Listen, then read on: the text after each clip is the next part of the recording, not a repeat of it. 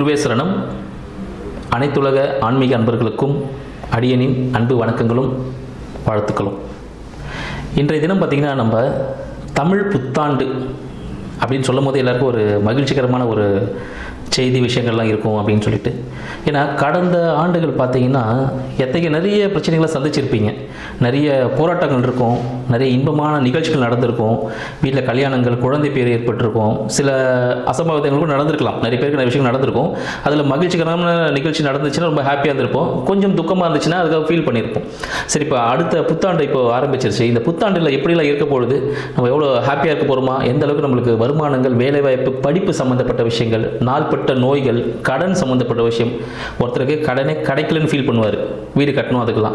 ஒருத்தர் கடன் அதிகமாக இருக்குன்னு ஃபீல் பண்ணுவார். அதாவது கடன்ன்றது ஒரு விஷயம்தான், அது வேணும்னு ஒருத்தர் ஃபீல் பண்ணுவார், வேணான்னு ஒருத்தர் ஃபீல் பண்ணுவார். அப்போ அந்த ப்ராடக்ட்டை, அந்த விஷயங்களை எப்படி நம்ம எடுத்துக்கிறோம், எதை நம்ம பாசிட்டிவாக எடுத்துக்கிறோம், அந்த விஷயங்கள் நெகட்டிவ்ல எப்படி பாசிட்டிவாக எடுத்துக்கிறோன்ற விஷயங்கள் நிறைய இருக்குது. இப்போ இந்த 2026 தமிழ் புத்தாண்டு பராபவ வருடம், சரிங்களா? பராபவ வருடம் பார்த்தீங்கன்னா எல்லாமே ஒரு சாதகமான விஷயங்கள் அப்படின்னு சொல்லிட்டு சொல்லுவாங்க. ஏன்னா குரோதி வருடம் இருந்தது, அப்புறம் விஸ்வாவசு வருடம் இருந்தது, இப்போ பராபவ வருடத்தில் இருக்கும். இது தமிழ் மொத்தமாக ஆண்டுகள் 60 ஆண்டுகளில் இப்போ 40வது ஆண்டில் இருக்கும், சரிங்களா? 40வது ஆண்டில் இருக்கும்போது பார்த்தீங்கன்னா நிறைய பேர் ஒன்று ஆரம்பிச்சு இப்போ 40 வயசு ஆகிருக்கும். அப்போ அந்த வருடத்தையும் அவங்க கணக்கில் வச்சுக்கலாம். இப்போ 40வது ஆண்டில் இருக்கும்பொழுது இது ரொம்ப சாதகமான ஒரு ஆண்டாக இருக்க போகுதுன்னு சொல்லலாம். அனைத்து ராசிக்காரர்களுக்கும் யார் யார் எந்தெந்த விஷயத்தில் ஜாக்கிரதையாக இருக்கணும், யாரெல்லாம் சும்மாவே இருந்தாலும் கூடிய பணம் கொட்ட போகுது அப்படின்ற விஷயங்கள்லாம் பார்ப்போம். மேலும் பார்த்தீங்கன்னா இந்த ஆண்டில் தமிழ் புத்தாண்டு தமிழ் சித்திரை பௌர்ணமி, சரிங்களா? பௌர்ணமி தினம். அந்த நேரத்தில் சித்திரை நட்சத்திரம் கூடிய, எப்பவுமே எல்லா தமிழ் மாதத்துலையும் ஒரு நட்சத்திரம் இருக்கும், அது கூட அந்த பௌர்ணமி வரும்பொழுது ரொம்ப பிரகாசமான விஷயங்கள்லாம் இருக்கும். இந்த ஆண்டு வரக்கூடிய சித்ரா பௌர்ணமி மிகவும் பிரகாசமான விஷயங்கள். நிறைய கோவில் குளங்களில் நிறைய பார்த்தீங்கன்னா திருமணம் சம்மந்தப்பட்ட விஷயங்கள் கடவுளுக்குலாம் நடக்க ஆரம்பிச்சிடும். முருகன், தெய்வயானை, சரிங்களா? ஸோ இந்த திருமணம் நடக்கும். சிவன், பார்வதி சம்மந்தப்பட்ட தெய்வங்கள். ஸோ இவங்களுக்கு திருமண கோலங்களை நீங்கள் பார்க்கறதுக்கான வாய்ப்புகள் அதிகமாக உண்டு. செல்வ செழிப்புக்கான வளம் அதிகமாக பெருகும். மழைக்கான விஷயங்கள் நிறைய வரதுக்கான வாய்ப்புகள் உண்டு. ரத்தினங்கள், தங்கம், வெள்ளி சம்பந்தப்பட்ட விஷயங்கள் உச்சத்தை எட்டக்கூடிய, புதிய உச்சத்தை எட்டக்கூடிய ஒரு அமைப்பாகவும் இந்த ஆண்டு விளங்க போகுதுன்னு சொல்லலாம். மேலும் பார்த்தீங்கன்னா இந்த காலகட்டத்தில் எப்படி இருக்க போகுது பார்த்தீங்கன்னா, இந்த அயல்நாட்டு போர்கள் ஆல்ரெடி நடந்துட்டு இருக்கு. இதெல்லாம் ஒரு உச்சத்தை எட்டும். யாரு பெரியவன் அப்படின்னு சொல்லிட்டு அந்த நிலைநாட்டக்கூடிய அந்த ஸ்டேஜுக்கு போகிற அளவுக்கான ஒரு பெரிய போர்கள் இன்னும் அதிகமாக நடக்கிறதுக்கான வாய்ப்புகள் உண்டு. மழை பார்த்தீங்கன்னா, மழை விஷயம் சொல்லும் போது பார்த்தீங்கன்னா நல்ல மழை இருக்கும், சரிங்களா? ஆண்டின் துவக்கத்தில் பார்த்தீங்கன்னா நல்ல மழை பெய்யறதுக்கான வாய்ப்புகள் உண்டு. ஆண்டின் இறுதியிலும் நல்ல மழை பெய்யும். அப்போ என்ன ஆகும் பார்த்தீங்கன்னா, பயிர்கள் நல்லா வளர்றதுக்கான வாய்ப்புகள் உண்டு. மாடுகள், சரிங்களா, நீங்கள் வளர்க்கக்கூடிய அந்த விலங்குகளை பார்த்தீங்கன்னா நல்லா வளரும், நல்ல மாடு நல்ல பால் கொடுக்கும் விஷயங்கள் உண்டு.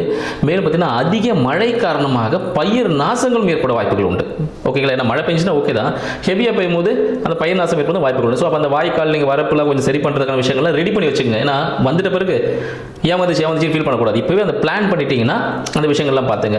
ஆடை அணிகலன்களின் விலை ஏற்றம் அதிகமாக இருக்கிறதுக்கான வாய்ப்புகள் உண்டு. தங்கம் விலை இன்னும் புதிய உச்சத்தை எட்டுவதற்கான வாய்ப்புகள் உண்டு. புதிய தொழில் முதலீடுகள் இந்தியாவில் வரதுக்கான வாய்ப்புகள் உண்டு.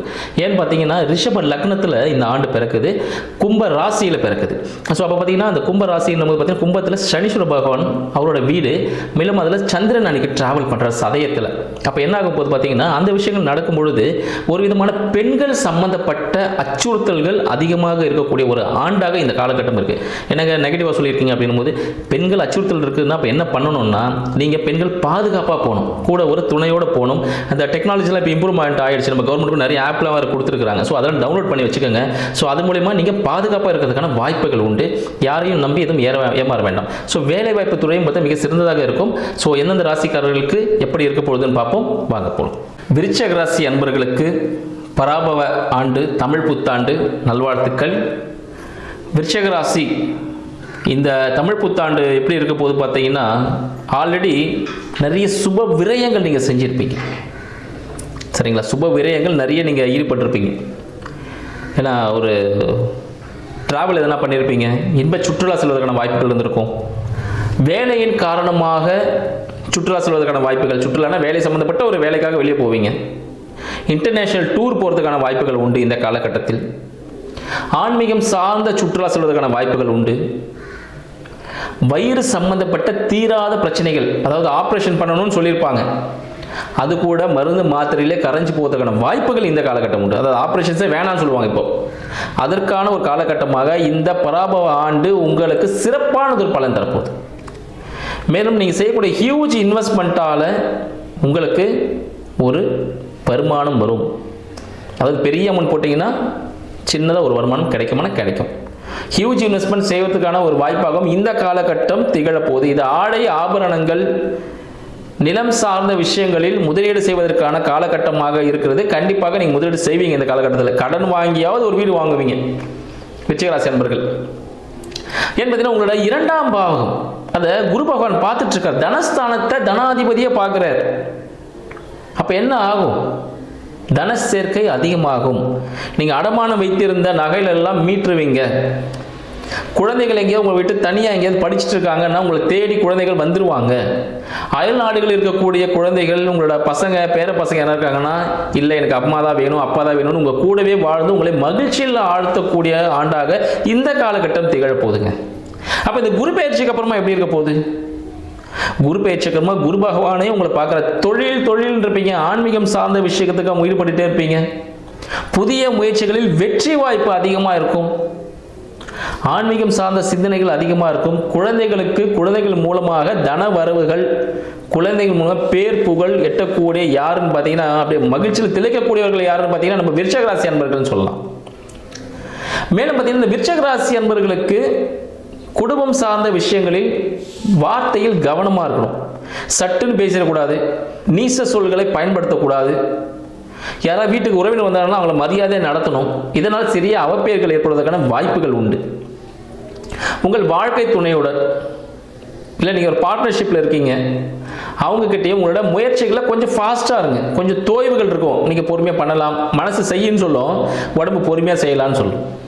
அப்போ நம்ம என்ன சொல்லுவோம்? ஓகே, ஒரு ஸ்லோவாக சரி பார்த்துக்கலாம். பட் அது பார்த்தீங்கன்னா அவங்களுக்கு ஒரு இரிட்டேஷன் கொடுக்கறதுக்கான வாய்ப்புகள் உண்டு. எனவே நீங்கள் கொஞ்சம் ஃபாஸ்ட்டாக செயல்படணும்னு நினச்சிங்கன்னா அது எல்லாமே சக்ஸஸ் கொடுப்பதற்கான வாய்ப்புகள் உண்டு. ஏன்னா பார்த்தீங்கன்னா உங்களோட வாழ்க்கை துணையின் மூலமாக தான் நீங்கள் வெற்றி அடைய போகிறீங்க. ஏன்னா வாழ்க்கை துணையின் அதிபதி உச்சத்தில் இருக்கிறார்.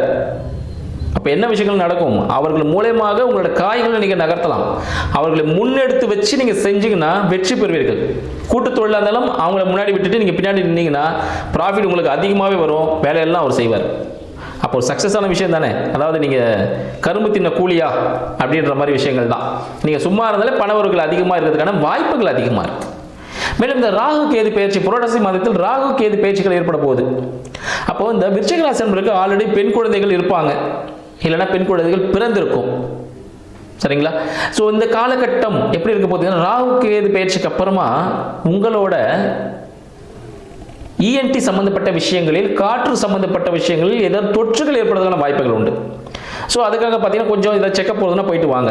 அதுவும் குரு பயிற்சியில் சரியாயிடும். நம்ம குரு பகவான் பார்த்துட்டே இருக்காரு. குரு பகவான் விருச்சிக ராசி விடமாட்டேன்னு வச்சுட்டு இருக்காரு.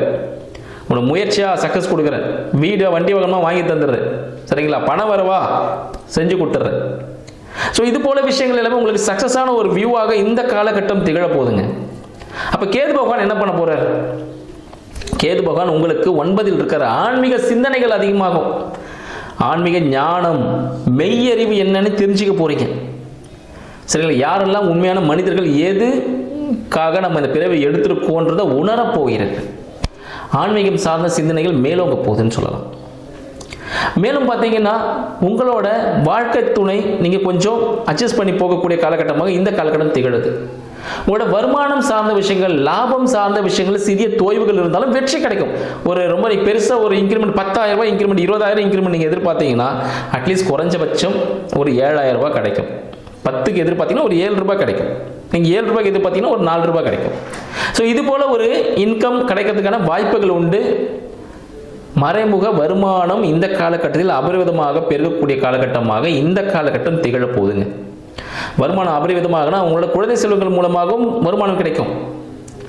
ஆன்மீகம், உங்களோட குலதெய்வ வழிபாடு செய்யும் பொழுது அனைத்து பிரச்சனைகளுக்கும் தீர்வு அங்கதான் இருக்கு. குலதெய்வ வழிபாடு செஞ்சீங்கன்னா நீங்க இப்ப இருக்க ஸ்டேட்டை விட 2 மடங்கு மேலே உயர்வதற்கான வாய்ப்புகள் அதிகமாக இருக்கிறதுனால இந்த காலகட்டத்தை பக்குவமாக பயன்படுத்தி வாழ்க்கையில் வெற்றி பெற வாழ்த்துக்கள். நன்றி.